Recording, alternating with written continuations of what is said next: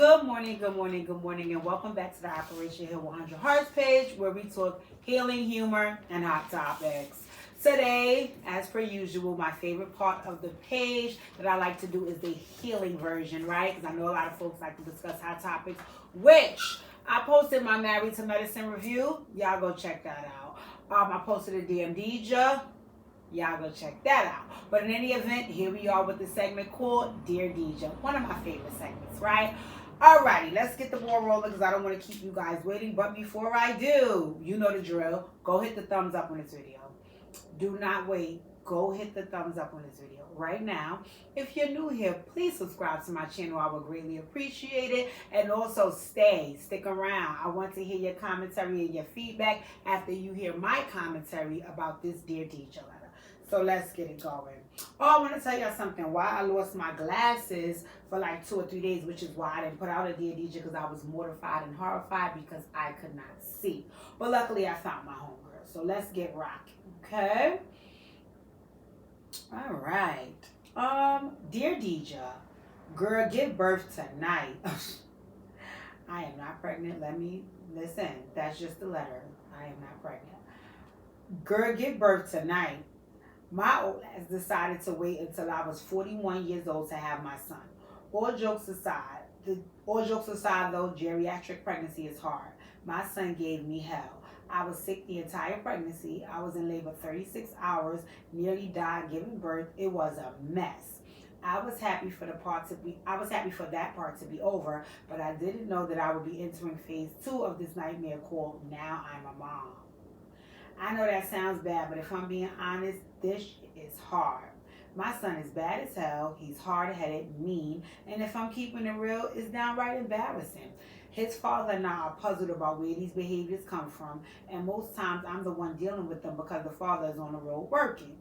Last weekend, we went to a relative's party, and my son and another toddler got into an altercation. When myself and the other adults tried to break it up, my son was so irate and out of control that he took a pair of scissors and stabbed me in my hand. Not only was I injured, but embarrassed. I don't want to have ACS take my son because I've either did what they consider as abuse him or even worse, detach from him as a parent and be considered neglectful. I'm 4 or 5 seconds from wilding and could really use some emotional support while I try to figure some things out. Please help. Signed, Who did I carry? Okay. All right. I'll take a sip of my water. Okay, we're drinking water these days on a fast. Also, let me take these little glasses off, right?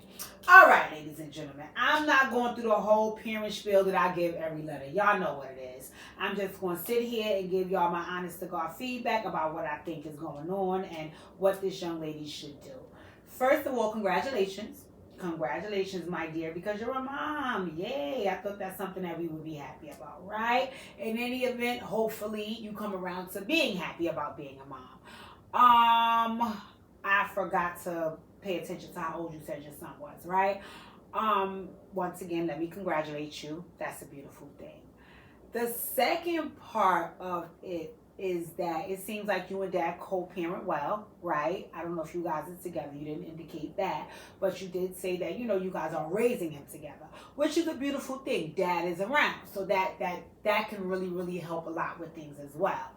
One of the things that stuck out for me instantly, though, after hearing all of what you described as terroristic behavior from your young person, one of the things that I noticed that you said was that dad is on the road a lot. And in all fairness, it seems like dad is on the road making money. So that I can understand and appreciate because, again, you guys are trying to raise a child. Funds are needed. We live in New York City, I'm guessing, right? So, yes. I get that part of it. I'm just also starting this letter off wondering if that's probably playing a part in why baby boy is, turned up and turned out, in as far as his behaviors go. But let's take it back. Let's take it back a little bit because you did share that you had a very hard pregnancy and you did share that it was hard giving birth. So I want to ask some questions about what went on during the birthing process, during, the the conception of the baby, you know, what are some of the things that was taking place in your life? Because I know sometimes some parents can say, like, you know, if they were under a lot of stress or so on and so forth, that it can affect the pregnancy, you know, it can affect them giving birth, and sometimes it can affect the baby after the baby is born. So I'm wondering, you know, what was going on initially before you got pregnant in your relationship. How was your pregnancy outside of what you were feeling because of the baby inside you? Were you feeling any mental stress? Were you going through things? Did you have a death in your family? Did you do a sudden move? Like, did anything drastic happen during your pregnancy that possibly could have stressed you out to some degree, which is why, you know, that pregnancy also didn't go well as a result of, right? Because I know you did say physically it was a little kooky, but mentally, were you okay? Were you in the right headspace? Did you feel supported? You know, so on and so forth. The second part of that is postpartum. Now, I hear a lot of parents talk, a lot of women, a lot of moms talk a lot about postpartum. To be honest, I'm very, very confused about what postpartum is. I don't know if it's something that you're guaranteed to get. I don't know. Like, I just don't understand how it works. And I know in recent years, it has caused a lot of issues with with moms emotionally, right? So I wonder, you know, is postpartum playing a part in some of the ways that you might be addressing your young person's behavior?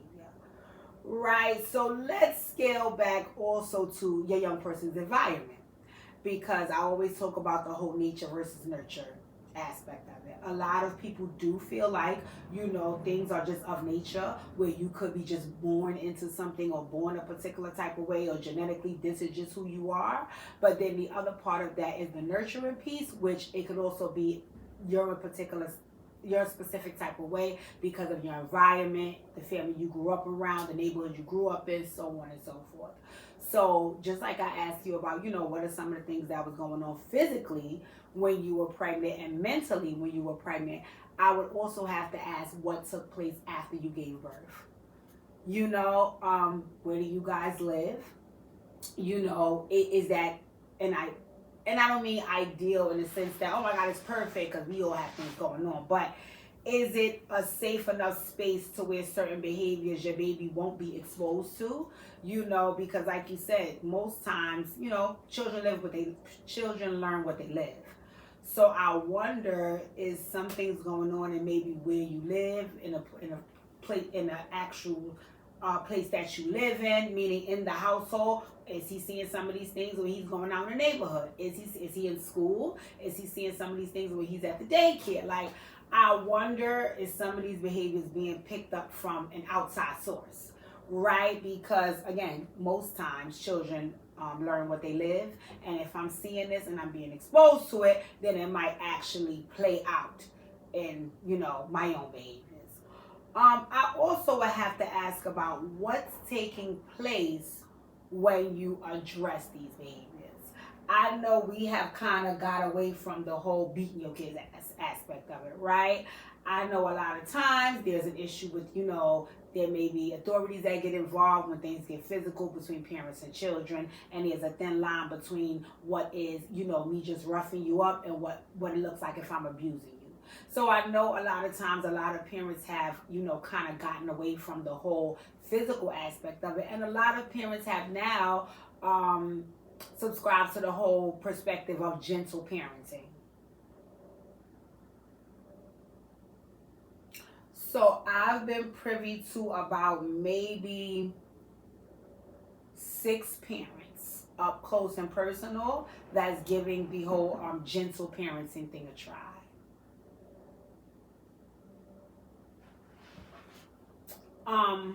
It's a little non-traditional, and it's not what I'm used to, because, you know, I do see with gentle parenting that it comes with a lot of, you know, asking questions and, you know, describing feelings and emotions and giving a young person the freedom to kind of express themselves no matter what that looks like, right?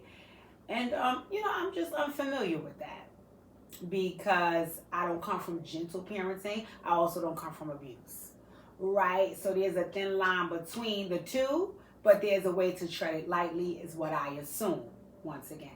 What I can say is, and I think I can drop down in the description box and leave the link for that. I know that I had a family member who, this was years ago, they had kind of given birth a little later on in life as well. And, they were kind of having a lot of issues with the younger person, and they actually had an older child. And they were not used to, some of that behavior from the younger child because they didn't have that same experience with the older child. And I never forget that this person told me they were getting their young person in behavior therapy. And I remember looking like, wow, okay, that's new. And when they explained it to me, it's basically, taking your young person to therapy to kind of help them navigate what they feel as opposed to the way that they act, right? So it kind of helps the young person think about what they feel, kind of work through those emotions, and then actually be able to express them and let them play out in their behaviors in a way that's positive and conducive to the young person. It actually really, really, really, really, really, really worked for that parent.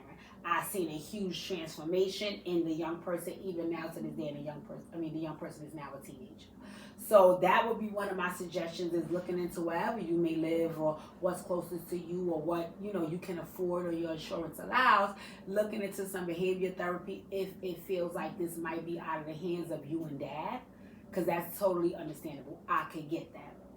The second piece about it, what I'm thinking, is maybe doing a whole lot of like self-work on the way you're parenting.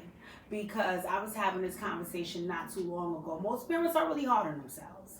Most parents are really hard on themselves. It's kind of like the, whole, what did I do wrong? And am I failing my kid? And, is this something that I'm at fault for? And that's a totally understandable feeling because it's your kid, your responsibility. So I could definitely understand and see how a parent would feel that way. What I can say is, whether it is or isn't your fault, there is some things that you can do to try to assist with these behaviors, because you are the parent and you are responsible for the young person. But you have to be ready to address that and move forward with that. I want to provide some emotional support to you through the letter, because that's what you said you needed in these moments. Number one, I would tell you, don't be so hard on yourself. Do not be so hard on yourself. Do not be so hard on yourself, because although you are now raising a young person, it didn't come with a manual or a handbook. So this is pretty much, working it through as I go along. And for what you described, you didn't say you had any other children prior to this young person. So this is actually your first time doing this. That's okay. That's okay. So don't be so hard on yourself when things don't look perfect or the way you want them to look, right? That's number one. Number two is, I think parents don't like to do this. Most people don't like to do it, from what I'm seeing. But I think that it can really help, is you have to lean in when you need support.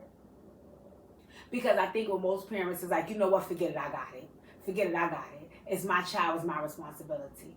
That's actually the truth and understandable. But then there's folks in your life that were strategically placed in your life and that you put around you that could help you. So if that's the case, I think you have to lean in when you need support. Case in point, dad. I don't know how often dad is on the road, but maybe having a conversation about what's realistic and shifting his schedule so he could be around a little more to take so much of the brunt of the situation off of you. Because you didn't say how often dad is on the road, but you did say that he's on the road a lot.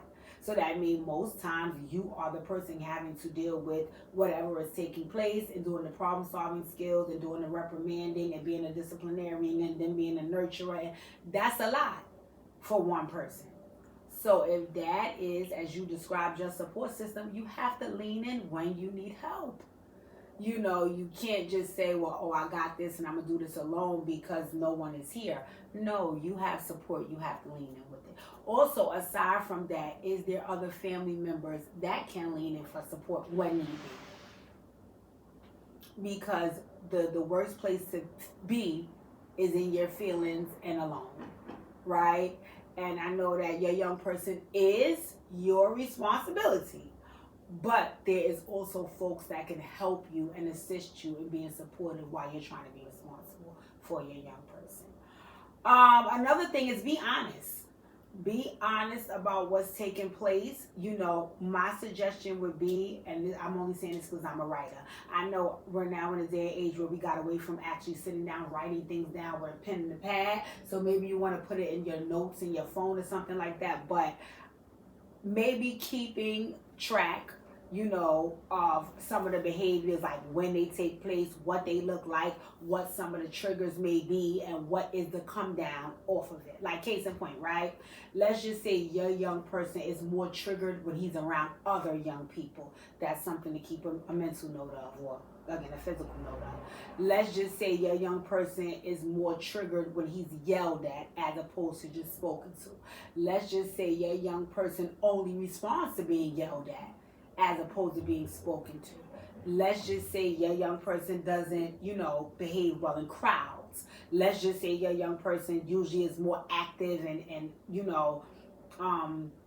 more mobile and more antsy in the morning, in the evening, in the afternoon. These are just things that you might want to, keep a log of, because if you decide to go get some professional help for your young person, you want to be able to share with them everything you've been experiencing with the young person, because that will give them an advantage of how they can provide the help.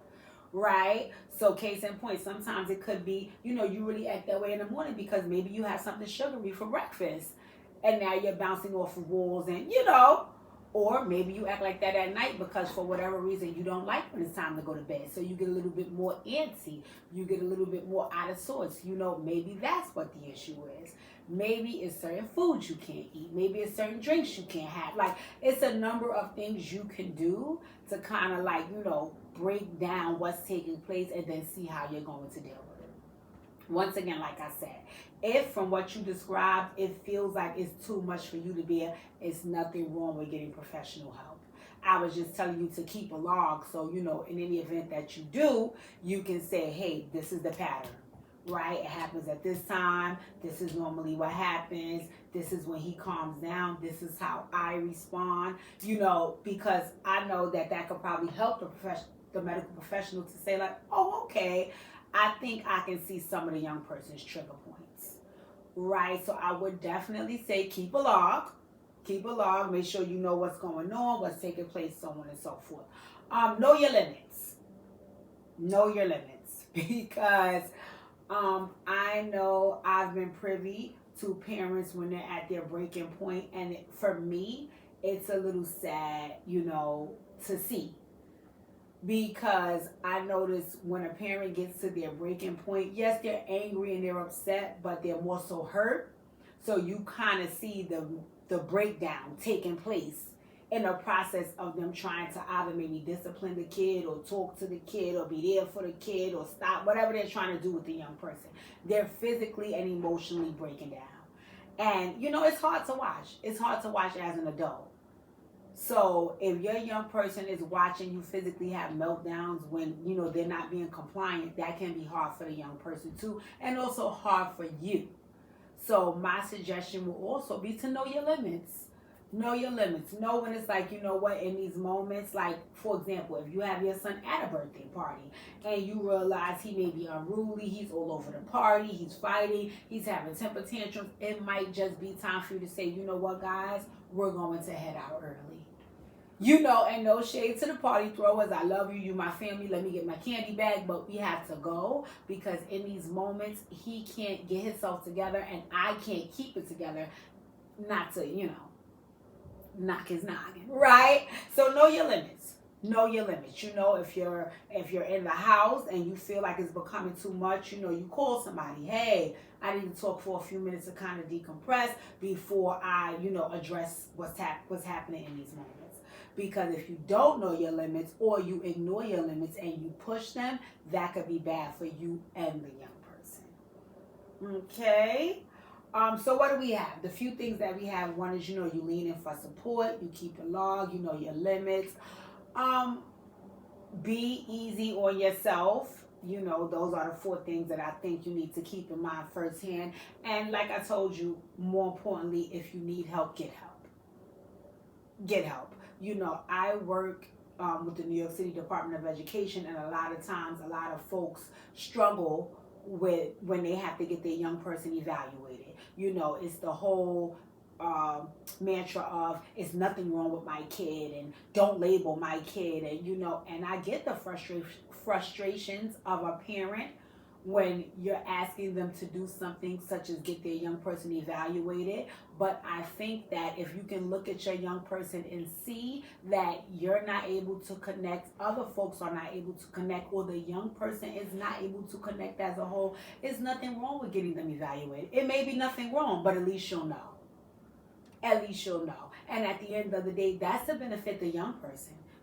That has nothing to do with, oh, you're not a good parent, or, oh, there's something is wrong with this kid. No, they just may need a little bit more help or assistance in certain areas than you can provide, than the teacher can provide. You know what I'm saying? So it's nothing wrong with saying, listen, I need help, so I'm seeking help. And if it goes beyond you and dad and any other family member that you want to involve, it's okay to seek medical. It's okay to seek professional help. All righty, don't be afraid to do so. It'll benefit your young person in the long run. Whatever is taking place, because once again, this could be terrible twos or something of the sort. I don't want to say trust the process in a sense that, yeah, I do want to say that. I do want to say that because, we live in different times. And, I'm not saying that the young person is not getting on the way you say he getting on, but trusting the process and allowing that young person to grow and explore the way they know how is how we let our young people grow. So even though it might ignore the dog out you the way he relates to other young people, he also, as a little kid, has to find his footing in how he learns how to build relationships. If he's not in school already, sooner or later he's going to be going to school. So right now, him having a fight at a birthday party, and you having a discussion with him about, how you can't get physical with young people, how that's not the way you play with kids. These are all of the tools that you can provide that young person for when they have to go out into the real world without you. So trusting the process is also sometimes allowing that young person to kind of get on out there, and then when they go too far, you kind of yank them on back. The grabbing of the scissors and the stabbing you in the hand. I have a question. The physical piece, right? Where does that come from? Again, is a young person in daycare? Could it be that that's what's taking place in daycare? Is that something that, again, maybe jokingly, you may do at home? Is he around an uncle that these type of situations can occur? Do you guys live in a neighborhood where when you go to the store, it could be a fight in the bodega? Like, where does that physical piece come from? Because, 9 times out of 10, when you're the mom of a young person, you're the nurturer. And in being the nurturer, they usually look to you for comfort. So for him to, for you to be trying to stop him, and for his response or reaction to that is for him to try to hurt you, that's a little different than what is normal. So I would have to ask, do you have an idea about where that comes from? Because that's a lot. That's a lot. You could have been hurt really, really bad if you weren't. You didn't go into detail about, how bad you were injured as far as the stabbing went. But even, questioning yourself about trying to figure out where that comes from and being mindful of what he's being exposed to. Young people are innocent, they're impressionable, most of them learn very quickly. So you have to be very careful about what you're exposed to, because then you start to think like, oh, that's okay. Like, I'll give an example. My mom used to braid my hair every freaking Sunday. That irritated me. I hated braids. When I got old enough to get a perm, I cried and begged for one. Anywho, and now look at me, not wearing perms and wearing braids, but whatever, fine. So she would braid my hair every Sunday, right? But as I got a little bit older, we would go by my Aunt Joyce so she could do your hair, right? And my Aunt Joyce was really snazzy and doing extensions, right? So she could surely temple your braids and all that to make it look cute. But my Aunt Joyce ain't black. Monjoyce and I played. So all the moving and the grooving you got going on, she would get you together so she can get your hair done. Also because a lot of things that she was using, like case in point, she used to use hot water for some things. So you had to really be still. And you could get in trouble if you weren't being still. So my aunt would get you right, get you tight. Me personally, I couldn't be still. So 9 times out of 10, I got disciplined because I wasn't being still. And I remember one time I had a doll, and I was doing the doll hair, and my mother was in the kitchen cooking, and she overheard me saying to the doll, "Be still, I'm gonna beat you." And my mother came out the kitchen and she said, "Khadijah, what did you say to that doll?" So I just started telling her. She said, "Do I do that to you when I do your hair?" I said, "No." But what she didn't know was that I had overheard that at a relative's house. So that is where I was exposed to it at. And again, it was no malicious intent with me hearing that, but it was something that I was exposed to, which caused me to mimic those behaviors, if that makes sense. Right? So it's a whole to-do that comes with parenting from what I hear, right? And we must keep in mind that we are not perfect human beings, so when we do give birth to these young people, we are not going to show up as the perfect packaged person, aka parent, and they're also not going to show up perfect as children. But it's up to all of us to navigate that space till we get to a point to be able to gel and come together. Right, so I pray, my dear, that I was able to shed some light, or give you some insight or do what you asked me to do, which is provide a little emotional support here through my response to this letter, because to be honest, I don't feel confident in my response because A, I don't have all the facts, B, this is a very touchy subject for me. But I wanted to do my best to give you some honest and genuine feedback about what I heard from you and how it translated to me. Alrighty, so hopefully I was able to get the job done. I hope, I pray, right? Ladies and gentlemen, thank you for tuning in to Dear Deidre, but there's something I'm going to need. I'm going to need, number one, for nobody watching this video to text me how they felt about my feedback. I'm going to need you to please drop your commentary down in the comment space, please. I really, really, really would appreciate if parents would drop down and provide some feedback to this young lady, because again, I'm not a parent, so I'm speaking from a space that I don't sit in. I would love for us to be able to get in the comments and let's talk about it. Let's discuss this. Let's give feedback. Let's give insight. Let's give input. Let's give assistance. Let's give help. Because some people, just don't know which direction to go through in every situation. And if you have the resources, the tools, or even the wherewithal to share that, I would love to hear it. So please drop down in the comments. I want to hear it all. I don't delete no comments. I don't get offended by any comments. We want to be able to assist. And also, let me know if I went wrong in some of my commentary that I provided. And if there's something that I could have said or done differently to help this young lady.